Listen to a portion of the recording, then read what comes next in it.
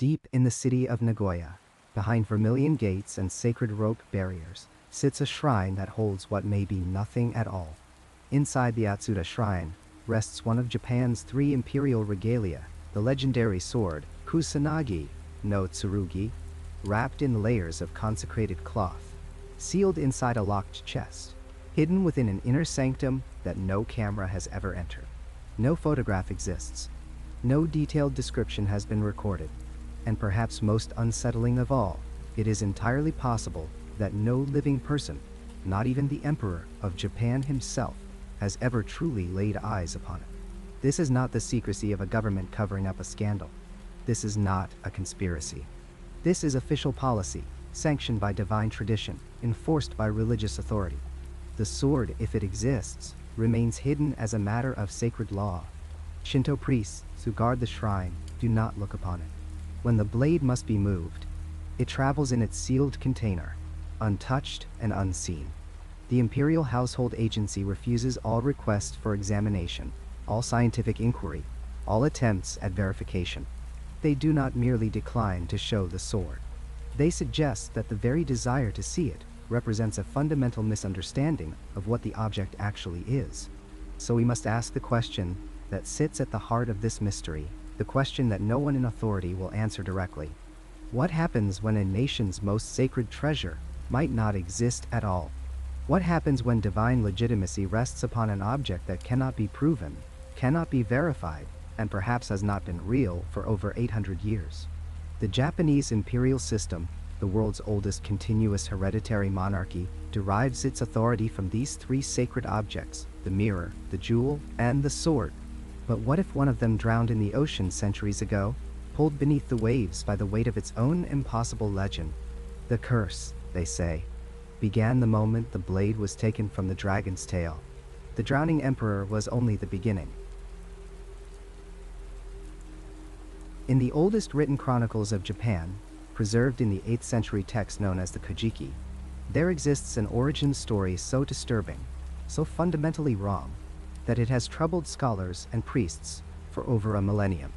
This is not a tale of divine craftsmanship or heavenly forging. This is the story of how Japan's most sacred object, the legendary blade Kusanagi, was pulled dripping and ancient from the rotting flesh of a monster. And the horror lies not just in where it was found, but in what that discovery implies about the nature of divinity, chaos, and the weapons we mistake for salvation. The storm god Susanoo arrived in the land of Izumo after being banished from the heavenly realm for his violent transgressions. He was not a hero seeking redemption. He was a disgraced deity, temperamental and brutal, wandering the earth in exile. And it was in this fallen state that he encountered an old man and woman weeping beside a young girl. Their grief was absolute. The couple explained that they once had 8 daughters, but 7 had already been devoured by the creature known as Yamata no Orochi. The 8-headed, 8-tailed serpent was coming again, and their final daughter would soon be consumed. The description of Orochi in the ancient texts reads less like myth, and more like a geological catastrophe given flesh. The creature was vast enough that its 8 heads rested on 8 separate mountains. Its body stretched across 8 valleys. Trees and moss grew from its scales, suggesting it had existed for centuries, perhaps millennia, perhaps since before time had proper meaning. Its eyes glowed red like winter cherries, but these were not the noble crimson of heroic tales. These were the inflamed, bloodshot eyes of something perpetually enraged. Its belly was described as constantly bleeding, scraped raw from crawling across the earth, leaving rivers of blood in its wake. Susanoo agreed to kill the monster, not from heroism, but in exchange for the girl's hand in marriage. Even in this moment of supposed salvation, the text makes clear his motivations were transactional, possessive. He transformed the daughter into a comb which he placed in his hair, as if she were an object, a trophy already claimed before the battle had begun. The god's strategy revealed the kind of cunning that speaks to deep knowledge of corruption. He instructed the family to brew 8 vats of sake, the strongest possible alcohol, aged 8 times over. They built a fortress with 8 gates, and behind each gate they placed a vat of this intoxicating poison. When Orochi arrived, each of its 8 heads plunged into a separate vat, drinking deeply. The creature became drunk, its massive consciousness fragmenting further across its 8 minds, each head losing coordination with the others. What happened next is where the divine pretense collapses entirely. Susanoo did not face Orochi in honorable combat. He butchered it while it was incapacitated, hacking at the unconscious serpent with systematic brutality. The ancient text describes how he cut the creature to pieces, how the river called Hai ran red with blood so thick and plentiful that it changed the water's nature. This was not a battle. This was a slaughter, divine only in its scale. And then Susanoo began cutting into the 4th tail. His blade struck something harder than flesh or bone. Metal shrieked against metal. The god's sword, a presumably fine divine weapon, was damaged by whatever lay hidden inside the monster's body.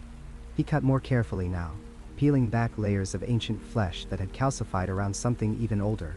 And there, nested in the corrupted tissue of the serpent's 4th tail, he found a sword. The blade that emerged was already ancient. The texts emphasize this. It was not created by Orochi. It was not something the serpent had swallowed. It was inside the creature, integrated into its very anatomy, as if it had always been there, as if the monster had grown around it or been grown from it. The sword Susanoo pulled free had been hidden in that tail for unknowable ages, perhaps since before the gods themselves walked the earth. Susanoo named it Ama no Murakumo, no Tsurugi, the sword of the gathering clouds of heaven. The name refers to the perpetual storm clouds that swirled above Orochi's heads, as if the serpent carried its own weather system, its own localized apocalypse. But the name also suggests something more unsettling. Gathering clouds. Not dispersing, not calming. Gathering. Accumulating. Building towards something worse. The sword's presence inside the monster raises questions that the mythology cannot comfortably answer. If the blade predated the gods who found it, then who forged it? The text offers no explanation. It simply existed, ancient and waiting, hidden in the flesh of chaos itself. Some scholars suggest it was a weapon from before the divine order, from the age of primordial chaos that preceded structured creation. Others propose it was never forged at all, that it is a fundamental force given shape, destruction made manifest and sharp.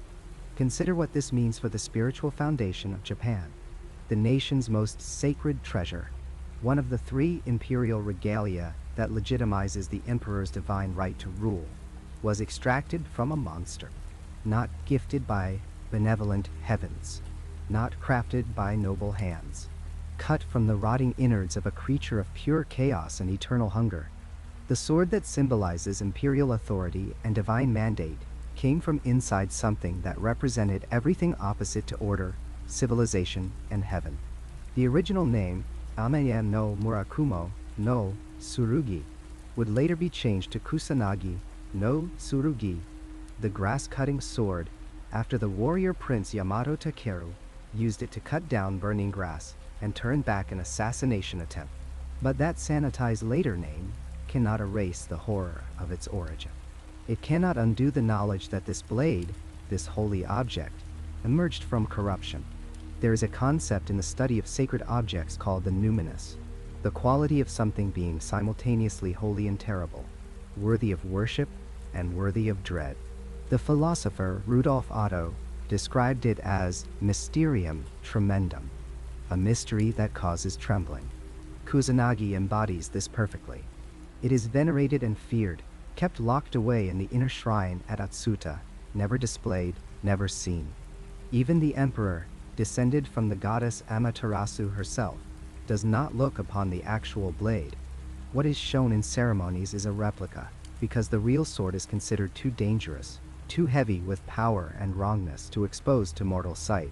The mythology suggests that to wield power, to claim authority, one must sometimes embrace what comes from the darkness.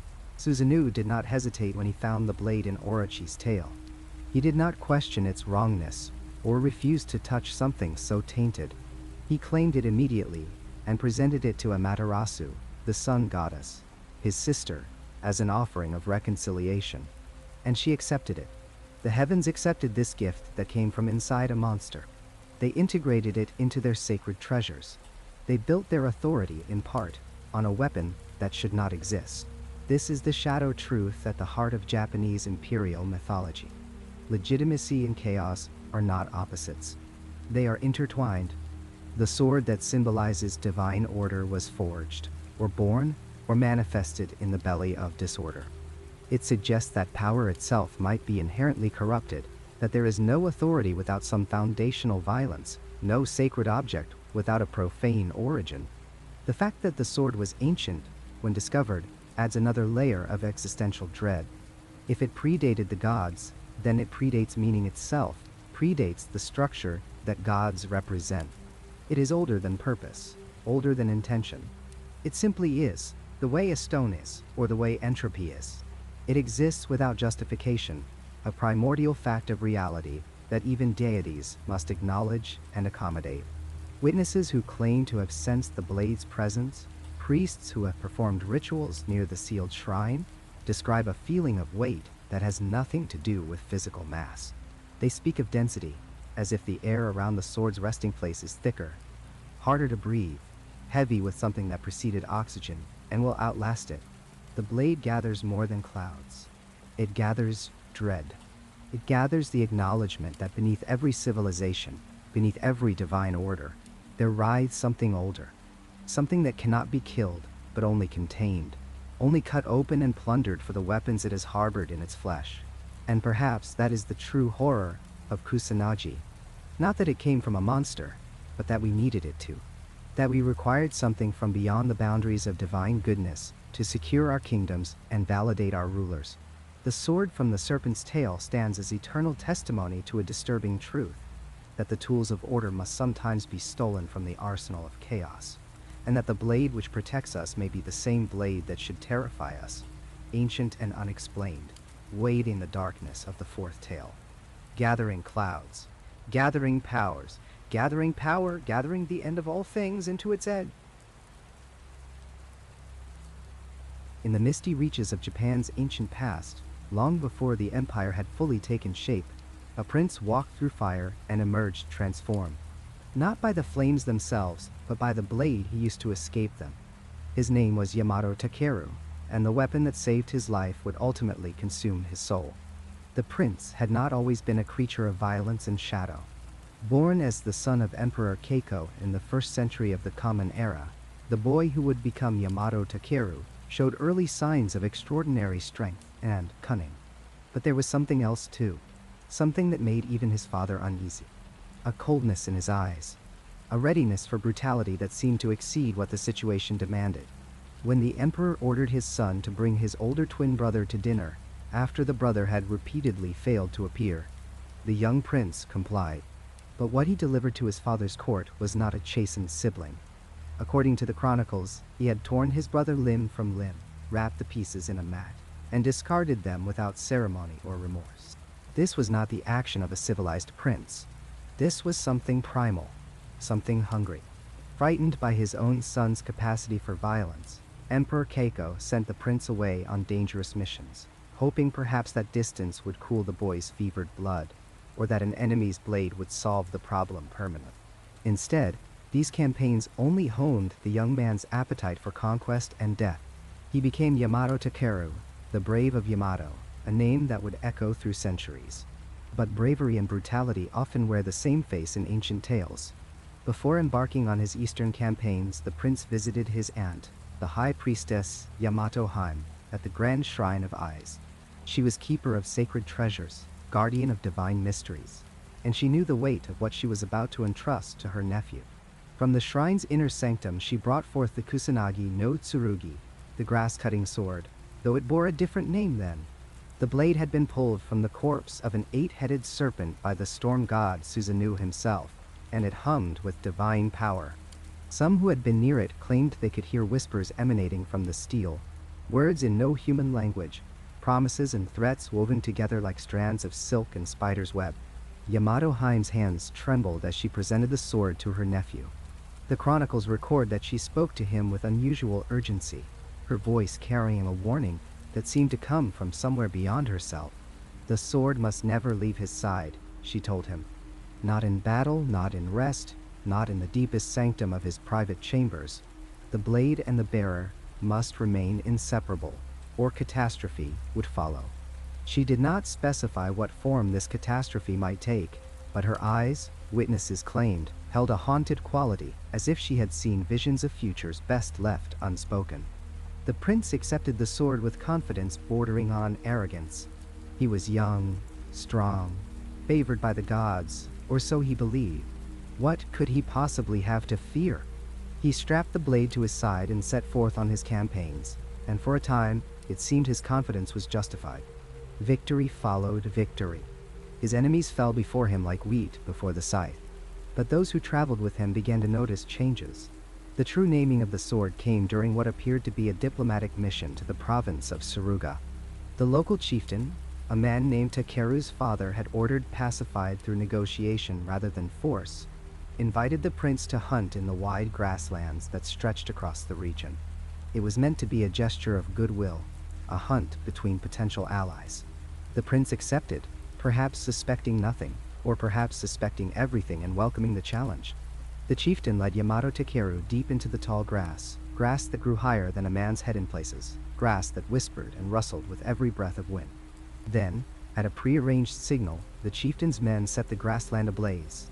Fire raced across the dry vegetation, driven by steady winds, creating a roaring wall of flame that encircled the prince. The smoke rose thick and black, choking, blinding. The heat became so intense that the air itself seemed to shimmer and warp.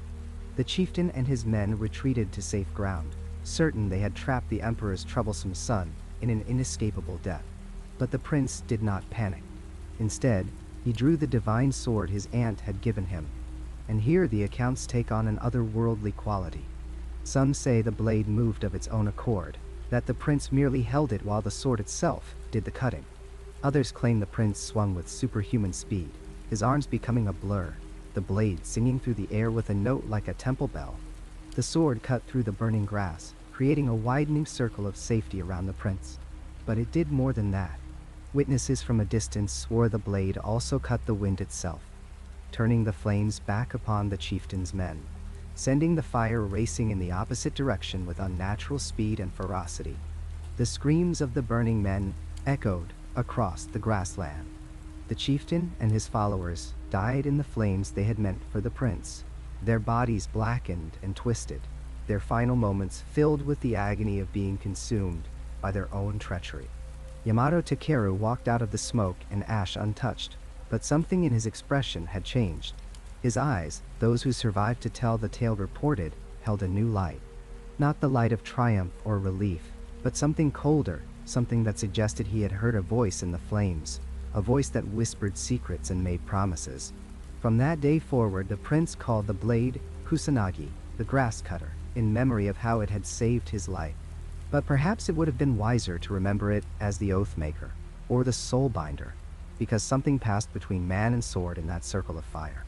The weapon had tasted violence in the prince's hands, had drunk deeply of death and betrayal, and it developed an appetite. The campaigns that followed grew darker in character. Yamato Takeru had always been fierce in battle, but now he became something more disturbing.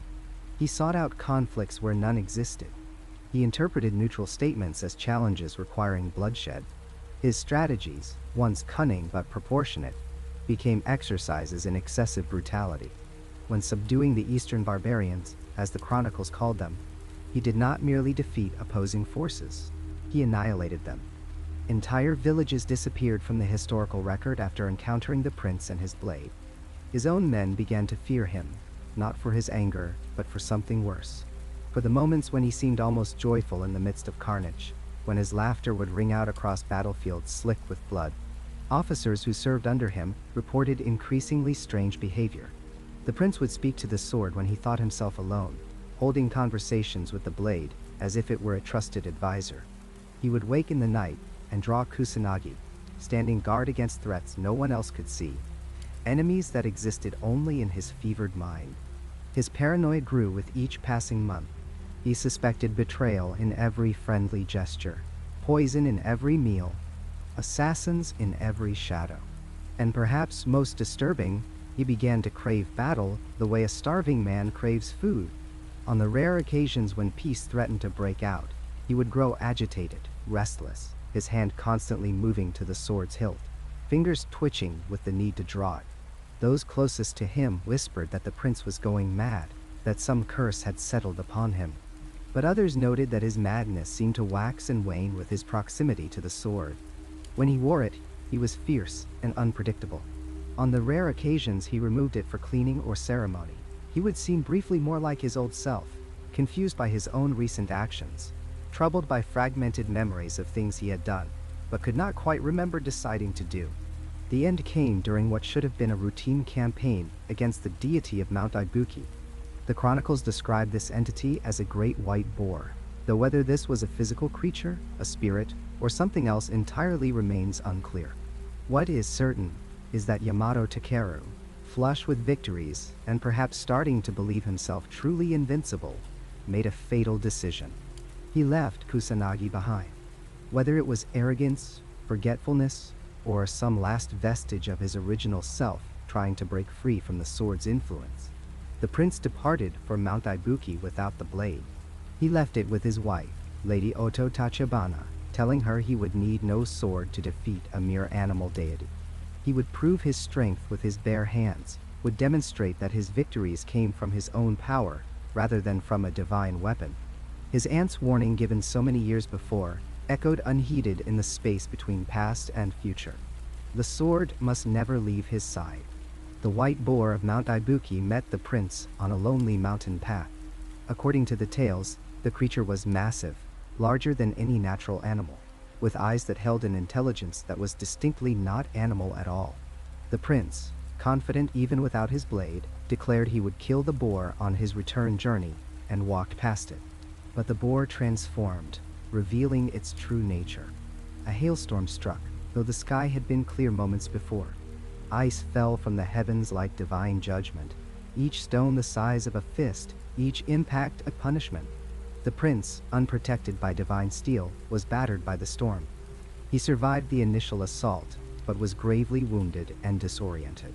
The deity, some say, had poisoned him, though whether with venom or with a curse is unclear. The prince stumbled down from the mountain, fever burning through him, his mind clouded with visions and regrets. He wandered eastward, each step in agony, searching perhaps for something he could not name. Those who encountered him on his final journey reported that he wept constantly, though whether from pain or from some deeper anguish they could not say. He asked repeatedly for his sword, called out to Kusanagi as a man might call for a lost love. The blade, left behind with his wife, seemed to respond to his absence. Lady Oto Tachibana reported that the sword grew cold to the touch, that frost formed on its surface even in warm rooms, that it hummed with an angry, mournful sound like wind through a tomb. She brought it to the coast following reports of her husband's wandering path, but she arrived too late. Yamato Takeru died on a lonely plain, far from his sword, far from any who truly knew him. His last words, according to the chronicles, were a lament for his homeland, and for the weapon he had left behind. His spirit, they say, transformed into a white bird and flew away. But some versions of the tale suggest something darker, that the prince's spirit never truly departed, that it remains bound to the sword even in death, that every wielder of Kusanagi since has carried not just a divine blade, but the hungry ghost of a prince who learned too late that some weapons demand too high a price. The sword was recovered and returned to sacred keeping, but its reputation had been forever altered. This was the first time the pattern became clear. The divine blade did not merely grant power. It required payment. It corrupted those who wielded it, turning them into instruments of violence who could not rest, could not stop, could not separate themselves from the hunger for battle and blood that the sword instilled in them. And when they tried to break free, when they dared to set the blade aside, disaster followed as certainly as dawn follows darkness.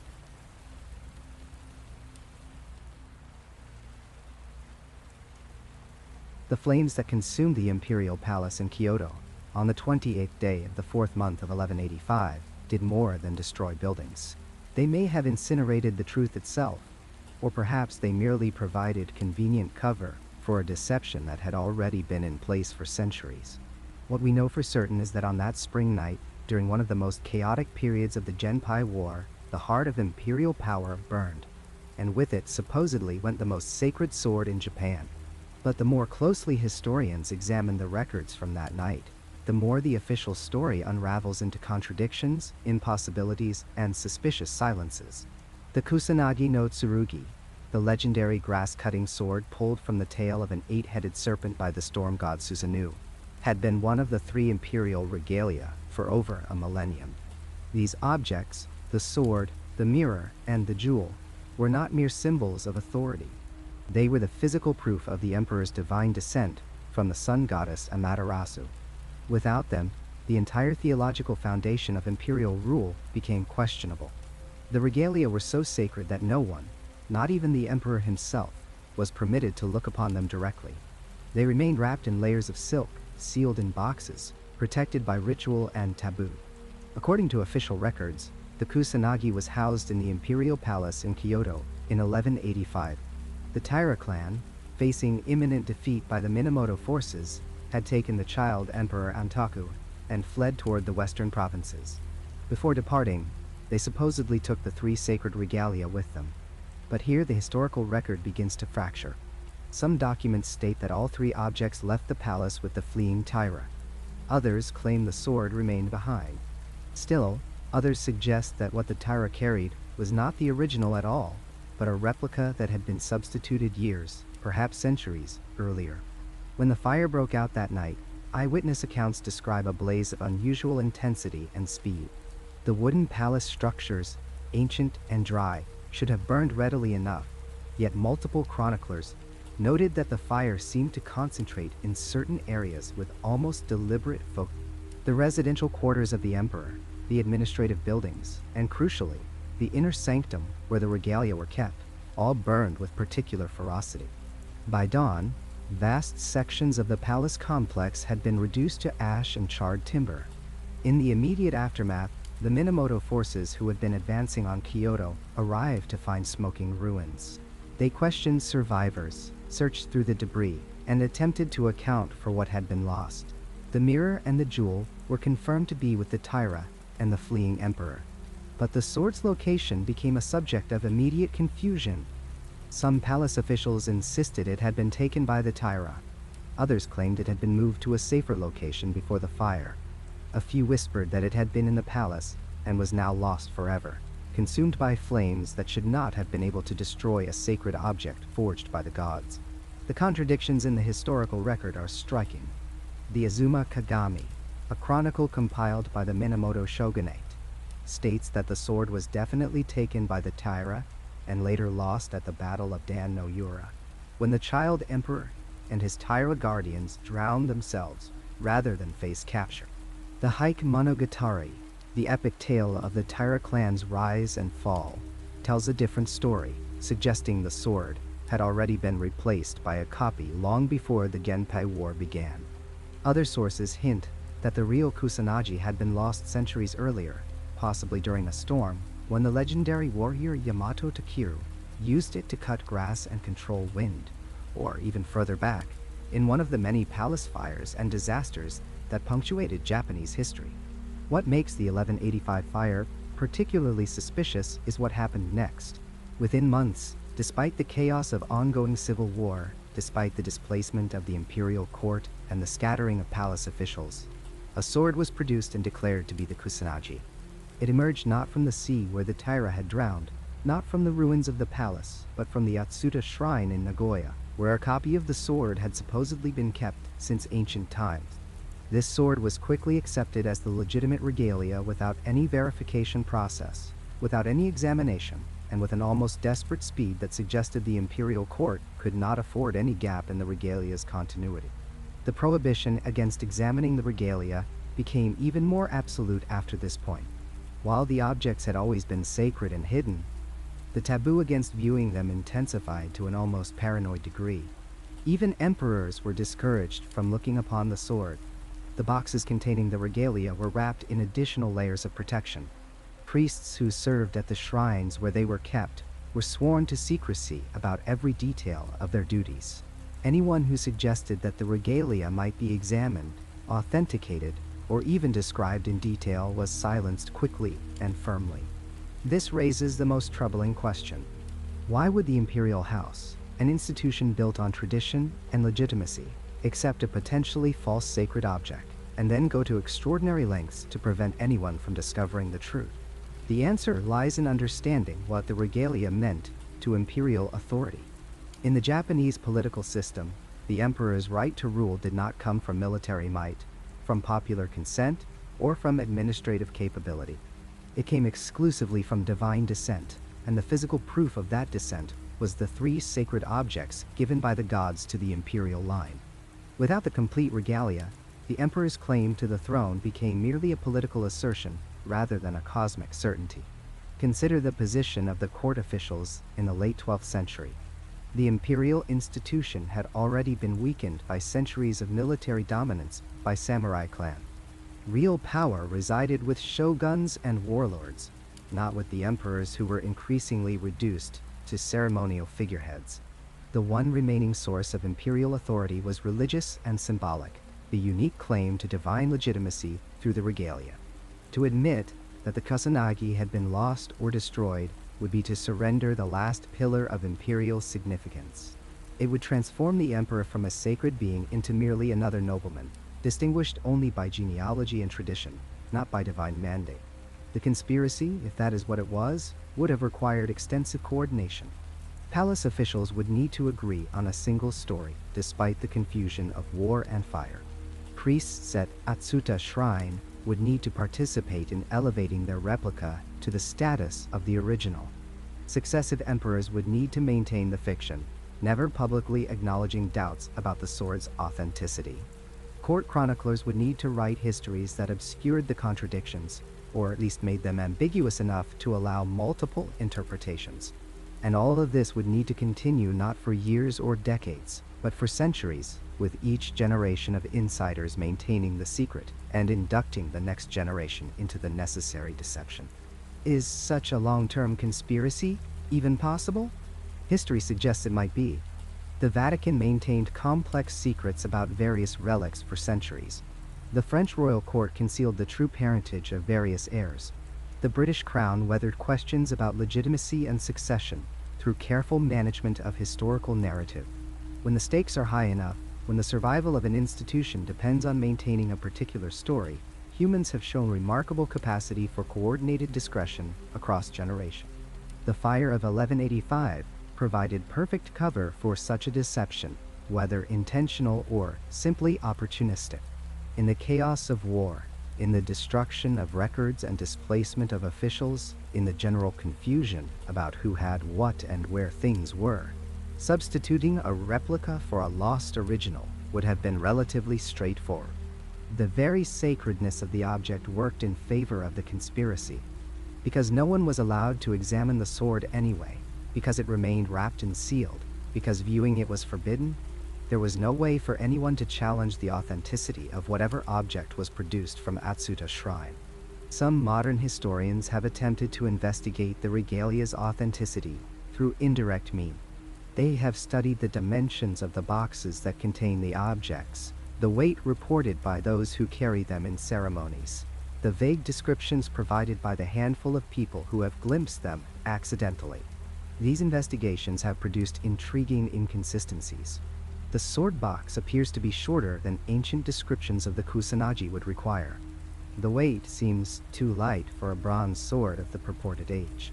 The few accidental viewers who broke protocol and looked to describe an object that does not match the legendary descriptions. In 1945, when Emperor Hirohito was forced to renounce his divinity as part of Japan's surrender after World War II, some American occupation officials suggested that the regalia should be examined and authenticated by scholars. The suggestion was met with absolute refusal from the imperial household. The official reason was that the sacred nature of the objects made examination impossible. The unstated reason may have been far more practical, that examination would reveal the objects to be medieval or even modern reproductions, destroying 8 centuries of carefully maintained fiction. The deepest mystery is not whether the Kusanagi is authentic. Most serious historians now believe it probably is not, but rather what this means for our understanding of legitimacy, authority, and truth.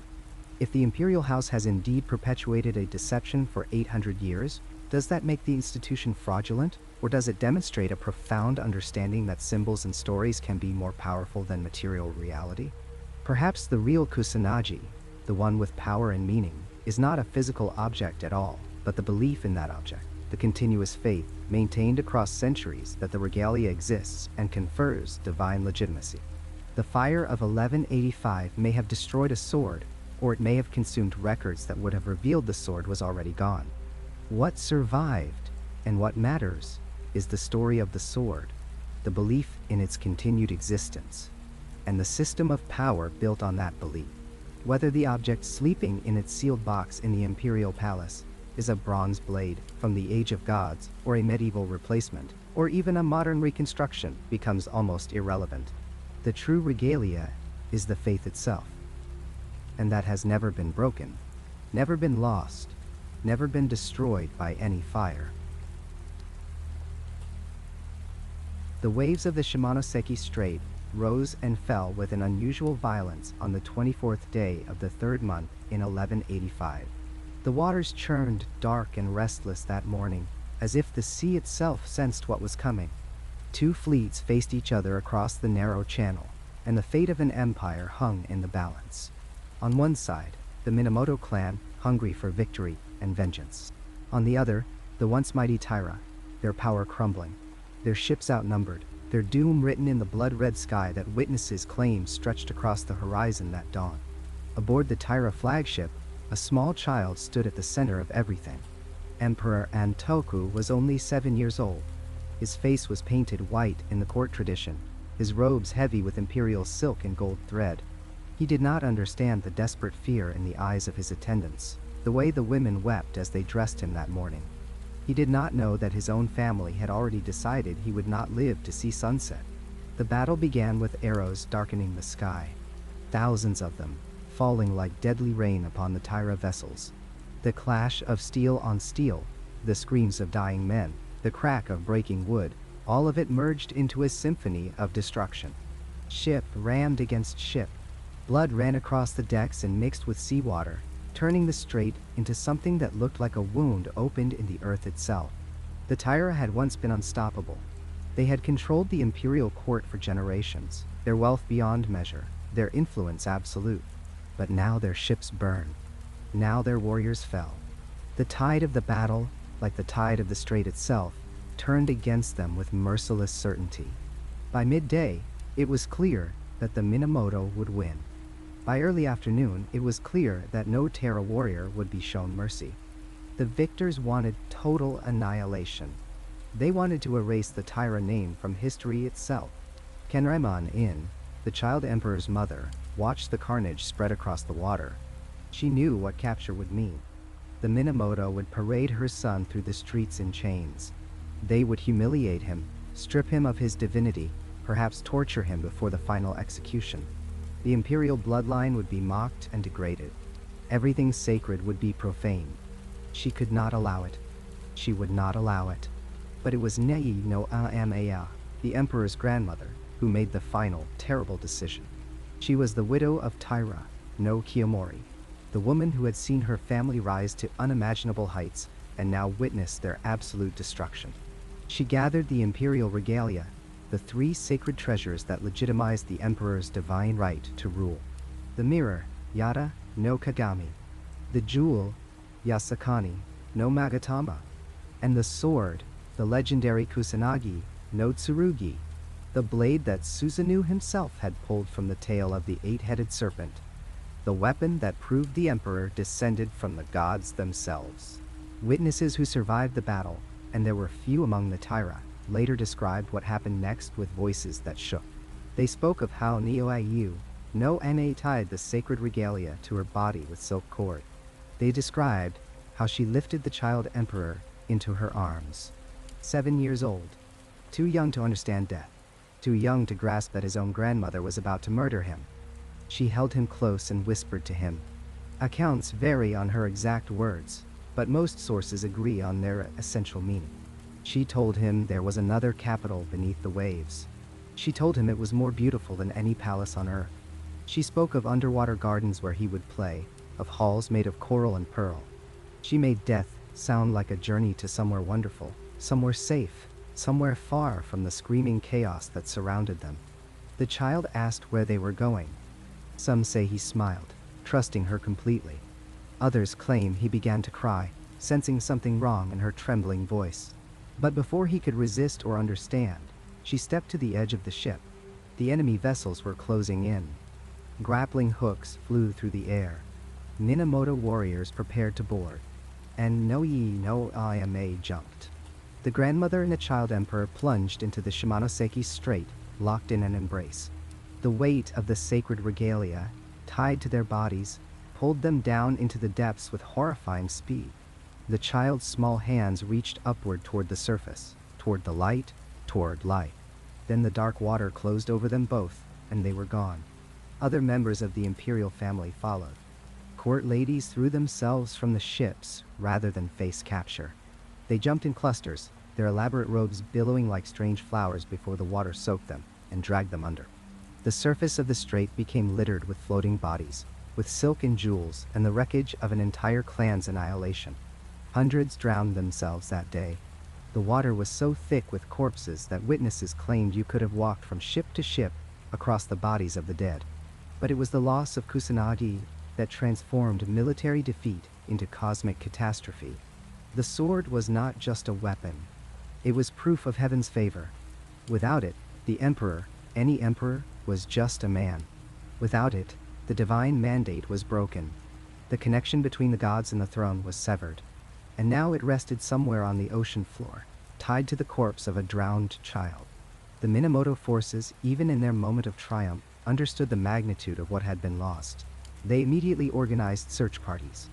Divers were conscripted, offered enormous rewards to retrieve the regalia from the depths.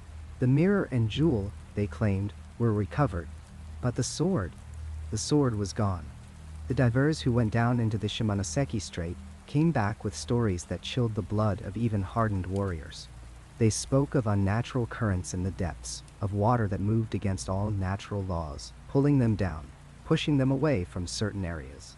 They described a strange glow emanating from the deepest parts of the channel, a greenish phosphorescence that hurt to look at directly.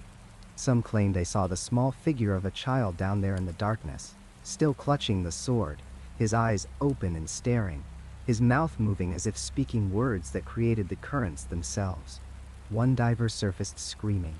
He thrashed in the water, fighting off invisible attackers, shrieking about hands reaching from the darkness, about voices calling his name from the deep. He was pulled aboard a ship, but he never stopped screaming. Within 3 days, he was dead. The official record states he died from fever, but those who watched him in his final hours spoke of how he clawed at his own throat, how he begged them to cut off his ears so he would not have to hear the singing anymore. "What singing?" they asked. "The child emperor's singing," he replied. "The child emperor wants his sword back." Others died more mysteriously. They went down into the water and simply never returned. No bodies surfaced. No bubbles marked their final breaths.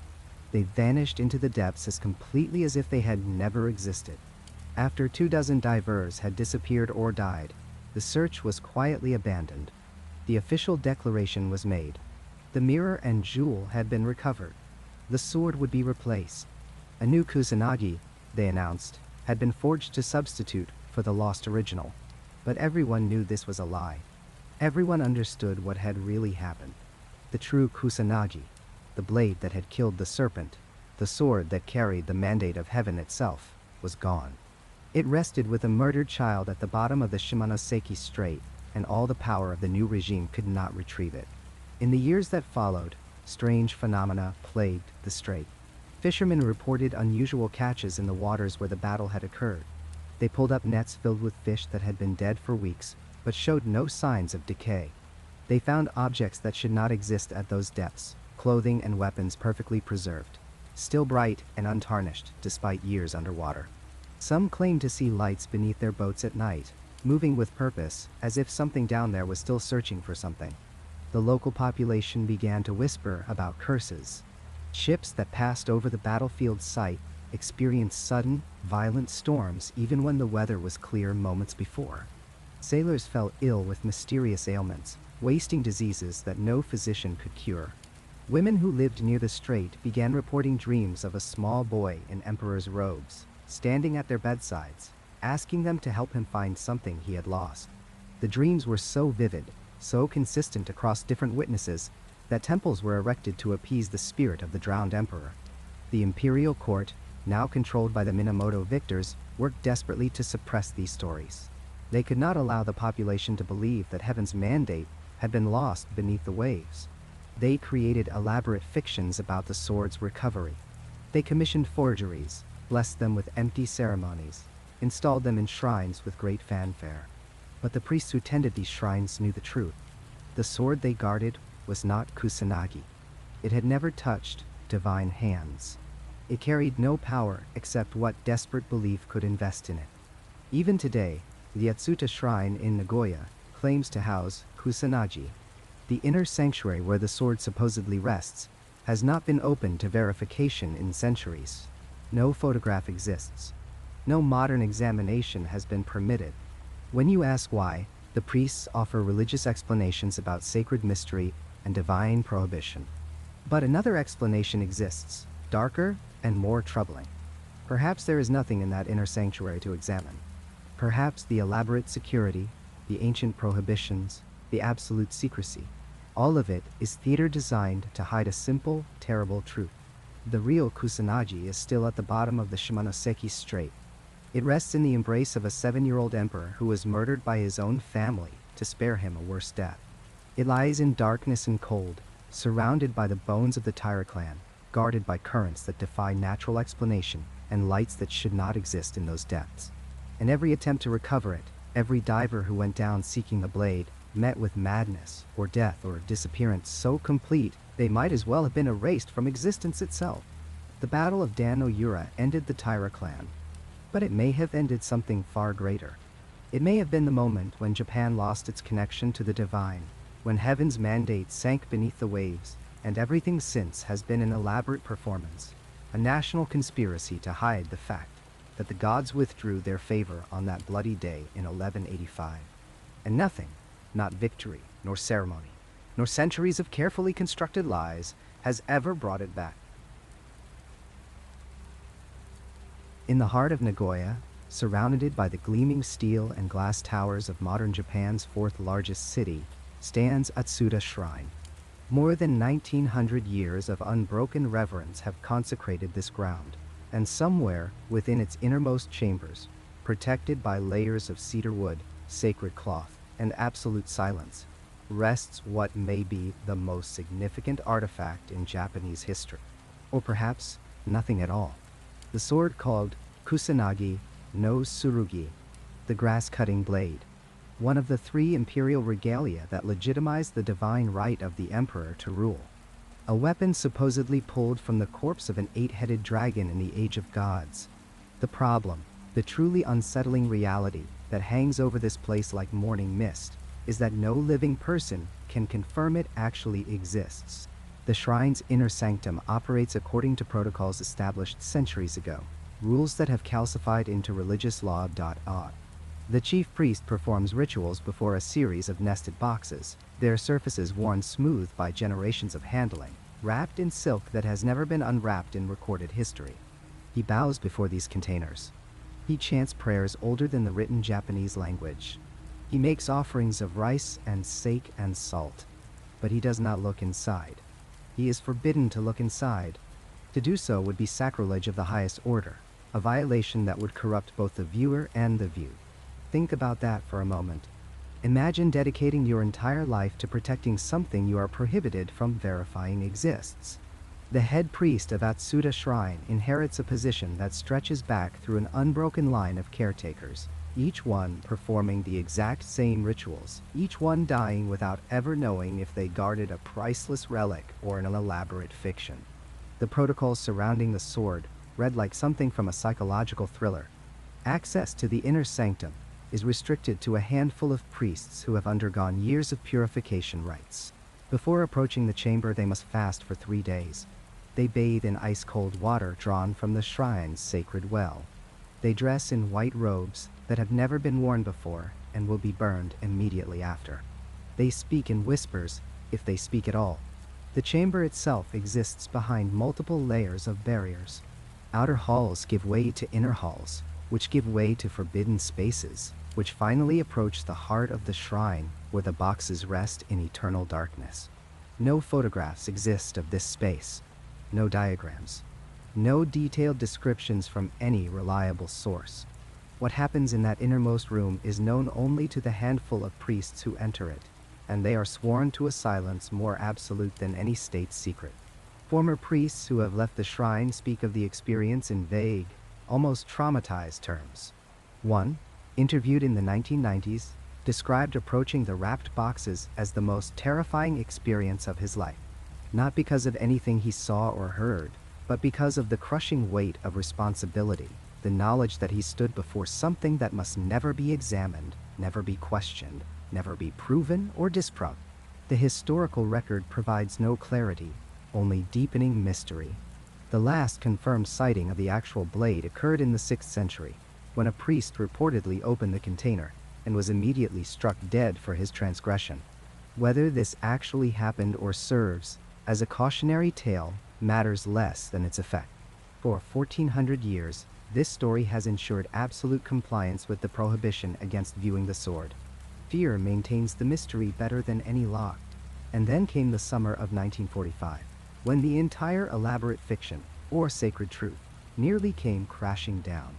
By August of that year, American bombers had reduced most of Japan's major cities to ash. Tokyo burned. Osaka burned. The industrial heart of Nagoya had already been hit repeatedly, and military intelligence suggested the Americans were preparing for a final, devastating assault before the planned invasion. The shrine priests faced an impossible dilemma. Atsuta Shrine, with its historic wooden structures, would not survive a firebombing. But how do you evacuate something you cannot acknowledge, cannot examine, cannot even confirm exists? In the chaos of those final weeks of the war, as the government began moving essential personnel and materials away from urban centers, the priests of Atsuta Shrine made a decision. They would take their sacred cargo and flee into the mountains. Witnesses from the surrounding neighborhood reported seeing a small procession leave the shrine in the dead of night. 6 priests dressed in white robes, carrying wrapped boxes of various sizes, moving quickly but with elaborate care. They did not speak to anyone. They did not explain where they were going. They simply vanished into the darkness, heading east toward the remote mountain temples of the Kiso Range. What exactly did those boxes contain? The priests who carried them are long dead now, and they never spoke publicly about their journey. We know they survived the war.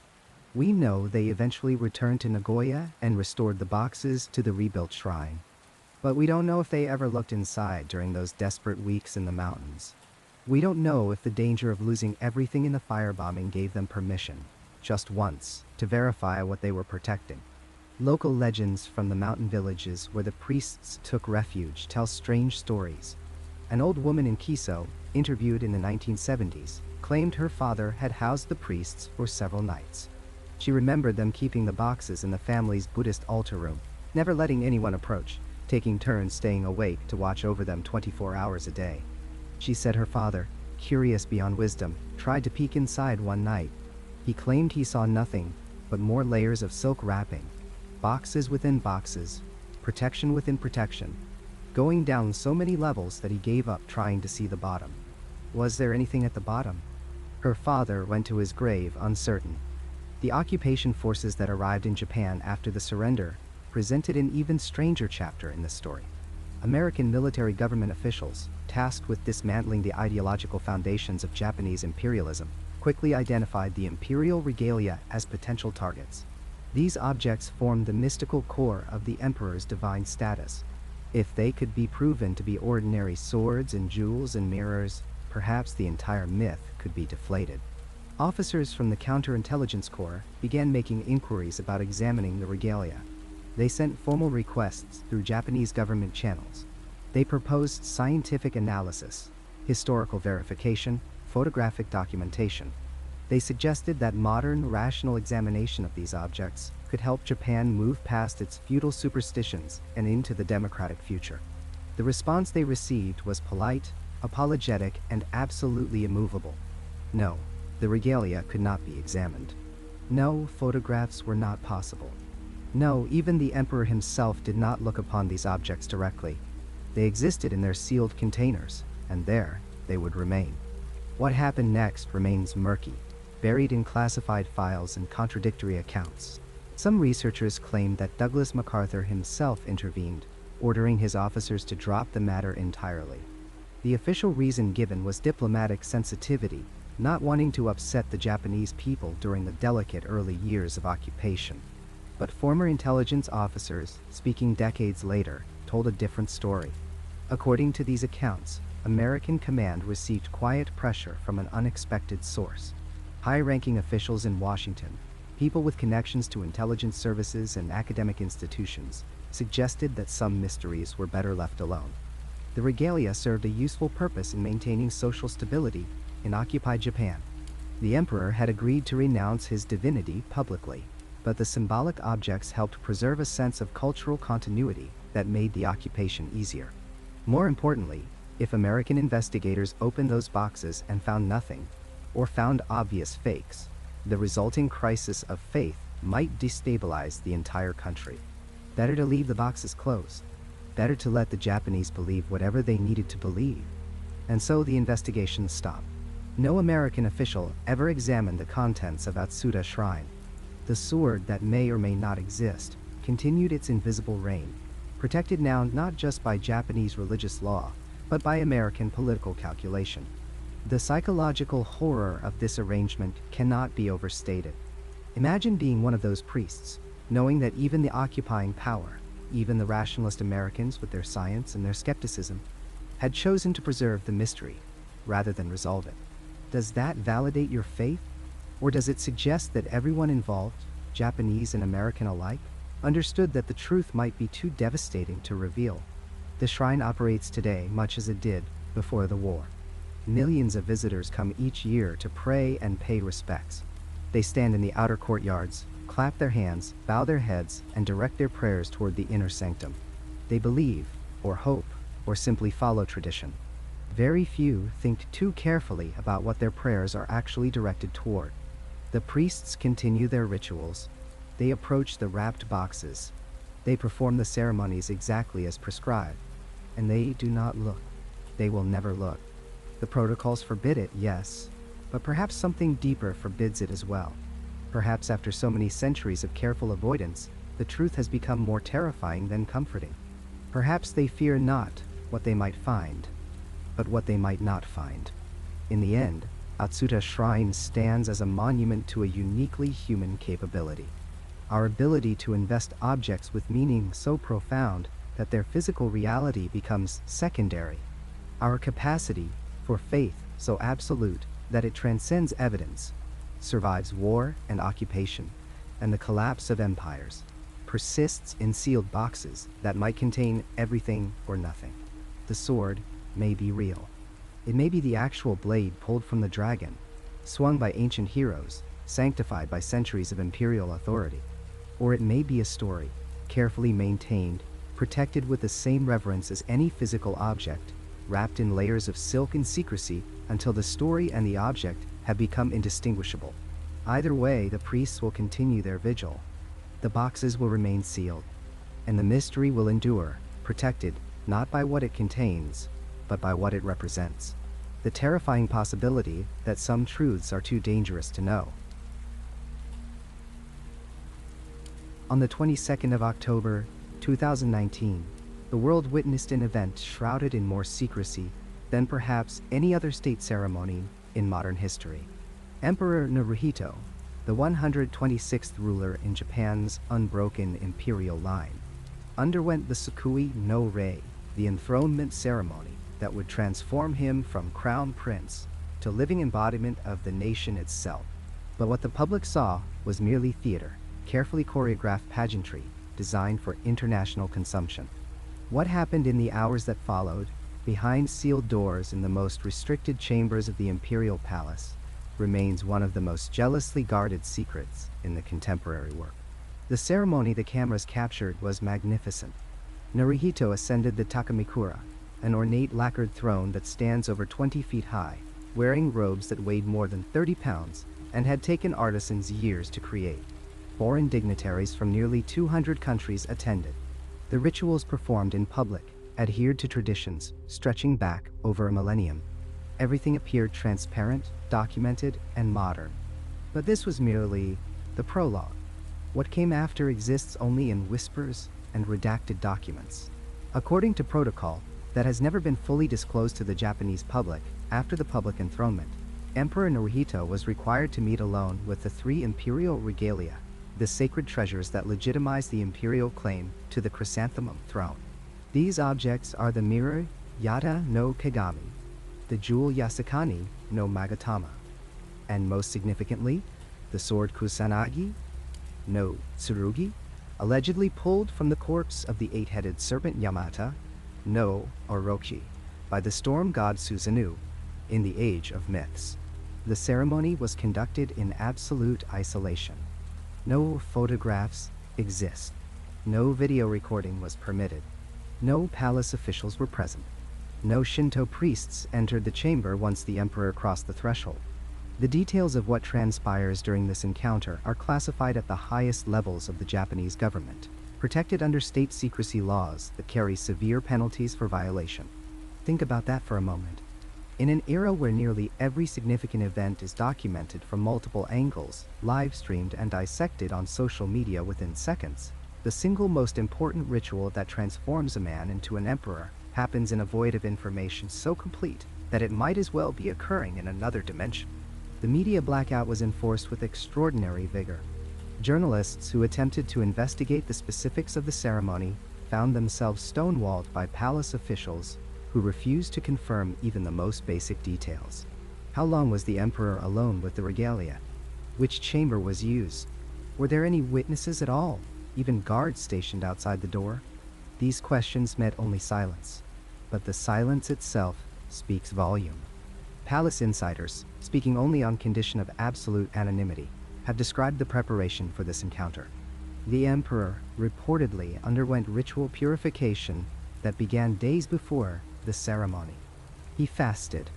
He performed ablutions according to ancient Shinto practice. He was instructed by imperial household officials on protocols so secret that even these advisors claimed to know only fragments of the complete ritual. On the day itself, sources suggest that Naruhito entered a chamber that had been sealed and specially prepared. The regalia, normally kept in separate locations, the mirror at Ai's grand shrine, the jewel within the palace itself, and the sword supposedly at Atsuta Shrine in Nagoya were brought together. Or rather, what are believed to be the regalia were assembled.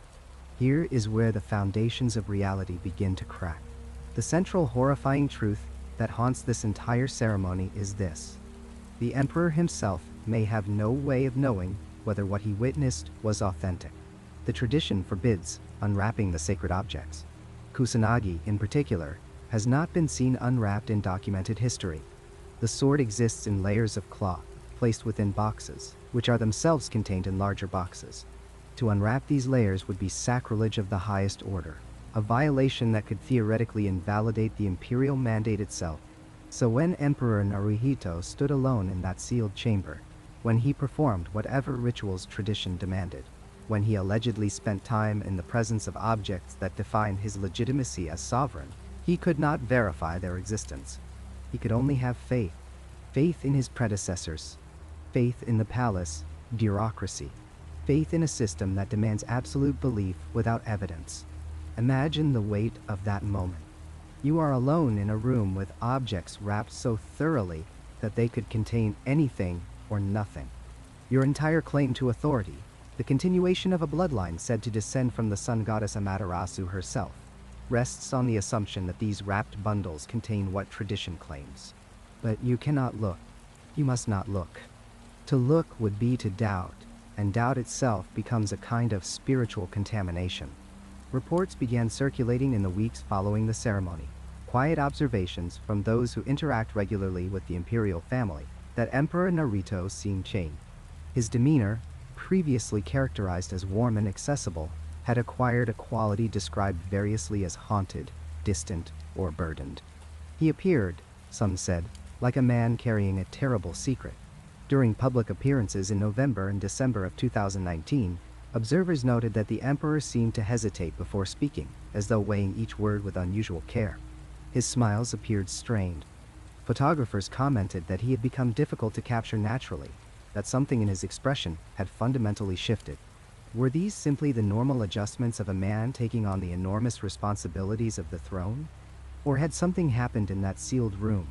Some realization or encounter that had shaken him in ways that could not be articulated. The whispers within palace circles grew more specific and more disturbing. Some staff members claimed that Naruto had emerged from the ceremony looking pale, shaken, as though he had received a profound shock. Others reported that he had requested meetings with senior Shinto scholars in the days that followed, unusual consultations that were not part of his regular schedule. What questions might an emperor ask after such an encounter? What doubts could arise when faced with the possibility that the very foundation of your authority might be built on layers of cloth wrapped around uncertainty? Online, in the less regulated corners of the Japanese internet, conspiracy theories erupted with remarkable speed. Discussion forums filled with speculation. Had the emperor discovered that the regalia were replicas? Had he found the containers empty? Had he been shown something so disturbing, some revelation about the nature of the imperial system itself, that it had fundamentally altered his understanding of his role? The most persistent theory held that the regalia had been lost or destroyed at various points in history, most likely during the chaos of the Genpei War in the late 12th century, when the child Emperor Antoku drowned at the Battle of Dan-no-ura, and Kusanagi was said to have been lost to the sea. According to this interpretation, what followed was a conspiracy spanning centuries, a deliberate deception maintained by successive generations of court officials who created replicas and enforced secrecy specifically to prevent anyone, including emperors themselves, from discovering the truth. The government's response to these online discussions was swift and aggressive. Posts were removed. Entire threads vanished.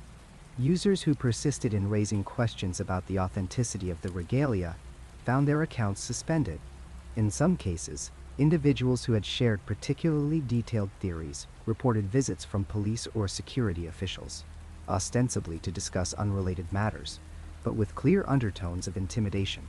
This suppression only intensified the speculation. If the regalia were authentic, and the ceremony was simply a legitimate continuation of ancient tradition, why such zealous censorship? What was there to hide? Legal scholars pointed out that Japan's state secrecy laws, expanded in 2013, provided the government with broad authority to classify information related to national security and the imperial household. Under these provisions, even discussing certain aspects of imperial ceremonies could theoretically be prosecuted. The laws were vague enough to be weaponized against almost any inquiry deemed too persistent or too uncomfortable. What emerged was a chilling picture of state-sanctioned deception, or at minimum, state-sanctioned ambiguity. The Japanese government had created a system in which the ultimate symbol of national legitimacy existed in a state of enforced uncertainty. The emperor himself might serve as the custodian of objects whose very existence he could not verify, bound by tradition to perform rituals based on faith rather than evidence. This raises a question that cuts to the heart of political authority itself. If the emperor bears what might be a false divine mandate, if the objects that legitimize his rule might be centuries-old fabrications, what does that say about the nature of sovereignty? Is legitimacy simply whatever people agree to believe? Is the truth of the regalia less important than the shared fiction they enable? Some scholars argue that this is precisely the point, that the ambiguity is intentional and serves a deeper purpose. By making verification impossible, the system transcends questions of authenticity. The regalia become pure symbols, their power derived not from what they are but from what they represent. In this interpretation, it doesn't matter if Kusanagi is a blade touched by gods or a length of wood wrapped in silk. What matters is the continuity of the ritual, the unbroken chain of emperors who have each stood alone in that sealed room and emerged to carry forward the weight of tradition. But that philosophical comfort offers little solace to Emperor Naruhito, who must live every day with whatever he encountered or failed to encounter in that chamber. He must attend state functions, meet with foreign leaders, and represent the eternal essence of Japan, all while carrying the knowledge of what he witnessed when he stood alone with the wrapped and hidden treasures. The most disturbing reports suggest that the emperor's burden goes beyond mere doubt. Some sources claim that there are protocols, instructions passed down through generations, about how to react if an emperor unwraps the regalia and finds them to be fraudulent. These protocols allegedly dictate that the emperor must continue as though nothing is wrong, must maintain the fiction, must become complicit in the deception for the sake of national stability. If such instructions exist, they place the emperor in an impossible moral position. He becomes simultaneously the guardian of tradition and the keeper of a lie, unable to speak the truth without destroying the very institution he embodies. As the months have passed since that October day in 2019, the questions have not diminished. They have merely been pushed deeper underground, relegated to encrypted forums and private conversations. But they persist, gnawing at the edges of official narratives. What did Emperor Naruhito experience in that sealed room? What does he know that he can never share? And perhaps, most troubling, what does his silence protect? The sanctity of ancient tradition, or the fragility of a beautiful necessary lie upon which an entire nation's identity depends? Nindoro, Yi. In the heart of Nagoya, in a shrine built to house the divine, something waits in the darkness, wrapped in layers of silk and ancient cloth, protected by locked doors and sacred prohibitions. It rests in absolute silence. No camera has ever photographed it. No modern eye has ever seen it. And this absence, this perfect void of knowledge, may be the most carefully orchestrated secret in Japan's entire history. The question that haunts scholars, priests, and historians is devastatingly simple. Does the sword Kusanagi no Tsurugi, the grass-cutting blade pulled from the tail of an 8-headed serpent 3,000 years ago, actually exist? And the terrifying truth is that in the 21st century, with all our technology and transparency, we still cannot answer with certainty. Consider the evidence for its existence. The Atsuta Shrine in Nagoya has maintained continuous guardianship of something for over 1,800 years. The lineage of priests who serve there is unbroken. The rituals performed in the inner sanctum continue with meticulous precision, unchanged across centuries. The imperial household treats the shrine with the reverence reserved only for objects of supreme importance. When Emperor Hirohito himself made a special visit to Atsuta Shrine in 1945, immediately after Japan's surrender, he spent time alone in prayer before the sealed sanctuary. What was he praying to if not a real object of tremendous significance? The historical record shows deliberate, consistent behavior that suggests something genuine resides within. After the sword was supposedly lost at sea during the Battle of Dan-no-ura in 1185, chronicles report that a replacement was immediately installed at Atsuta Shrine. But here's what makes that claim questionable. Why would an empire in chaos, reeling from civil war, prioritize creating an elaborate faith? The effort and resources required would have been immense. The simpler explanation is that the sword never left Nagoya in the first place, that what accompanied the child emperor to his death was already a replica. In 1945, as American forces occupied Japan, the Imperial Regalia became a point of acute anxiety. General Douglas MacArthur, who held more power over Japan than any foreigner in history, never demanded to see the sacred treasures. He never insisted on verification. Some historians suggest this was diplomatic courtesy, but others whisper of something stranger. Did someone in the American command structure receive assurances that certain things were better left unseen? Did they understand that opening that sealed chamber might shatter something more fragile than the sword itself? But now consider the evidence against its existence, which is equally compelling. No living person will admit to having seen the sword. Not the emperor. Not the high priests of Atsuta Shrine. Not the scholars of the Imperial Household Agency. This creates an epistemological crisis. How can we confirm the existence of an object that no one will verify having witnessed? The last documented viewing of Kusanagi occurred in 1868, during the Meiji Restoration, when a Shinto priest, named Matsuoka Masanao, supposedly opened the container against all protocol. His descriptions were vague and contradictory. He mentioned a blade approximately 84 centimeters long, shaped somewhat like a calamus leaf, but he was swiftly silenced. and his account has been disputed ever since. Some say he was punished for his transgression. Others claim he went mad shortly afterward. The truth is, we don't even know if Matsuoka's viewing actually occurred, or if it's simply another layer of mythology built upon mythology. If the sword doesn't exist, if it was lost at sea 8 centuries ago, or perhaps never existed at all outside legend, then Japan has maintained one of history's most elaborate deceptions. But to what purpose? This is where the question transcends archaeology and enters the realm of political philosophy and collective psychology. The imperial legitimacy of Japan rests on the concept of an unbroken bloodline descending from the sun, goddess Amaterasu. The 3 sacred treasures, especially Kusanagi, are the physical proof of this divine heritage. Without them, the entire cosmology collapses into metaphor. Yet, perhaps that collapse already occurred, and what we're witnessing is the successful management of absence. Perhaps the genius of the system is that it doesn't require the sword to be real. It only requires the sword to be believed in. Faith in the unseen becomes more powerful than any artifact could ever be. An object that could be examined, carbon dated, analyzed with spectroscopy would become merely historical. But an object shrouded in eternal mystery remains divine. There are perhaps 5 people alive who could answer this question definitively. The current emperor has access to information denied to everyone else. The chief priest of Atsuta Shrine may know what rests in the innermost chamber. 2 or 3 officials in the Imperial Household Agency, the secretive organization that manages all matters related to the imperial family, might possess knowledge passed down through generations of custodians. These individuals are bound by vows more serious than any legal contract. They have sworn oaths of silence that extend beyond death. Their families understand that certain knowledge is too dangerous to share. Imagine the burden of being one of these keepers. Imagine knowing the truth, whatever it might be, and carrying that knowledge in absolute silence. If the sword is real, you guard the most sacred object in Japanese history, the proof of 3,000 years of continuity.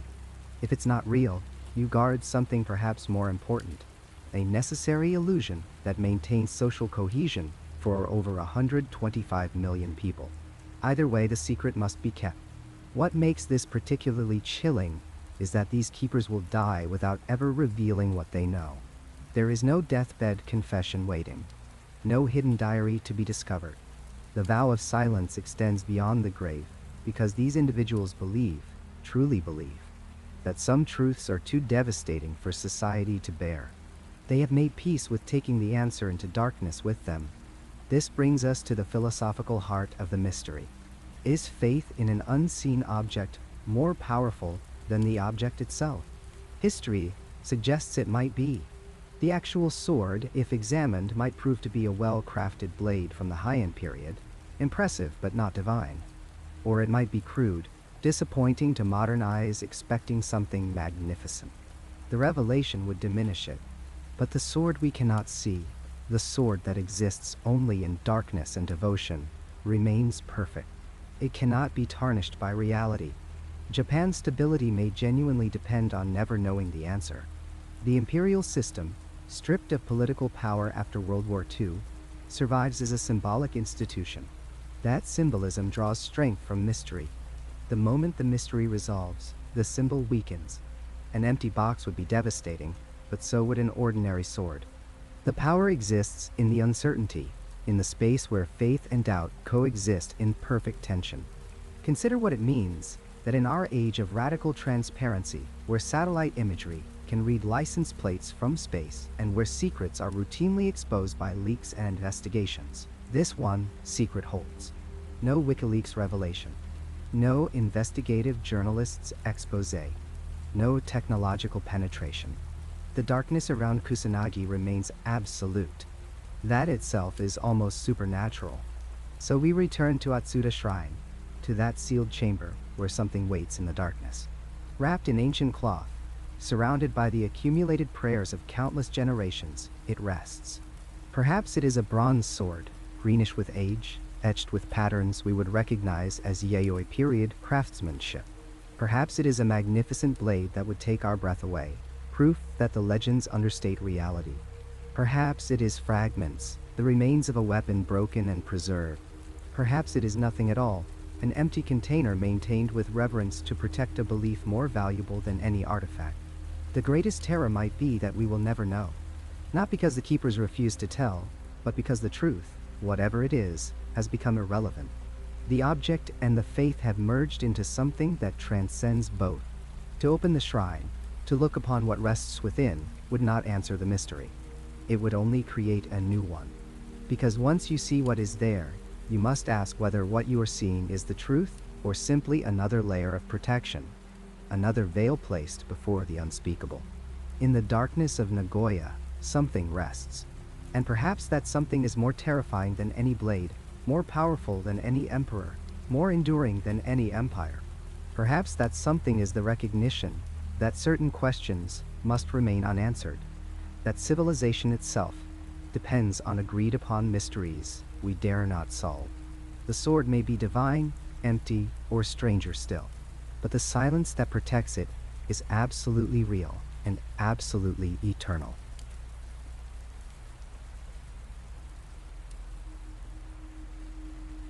That's where this journey ends for tonight. If you made it all the way here, subscribe and hit the bell for more long-form stories like this. Check out the videos on screen for more right now. Drop your own experiences in the comments below. Thanks for listening, and I'll see you in the next one.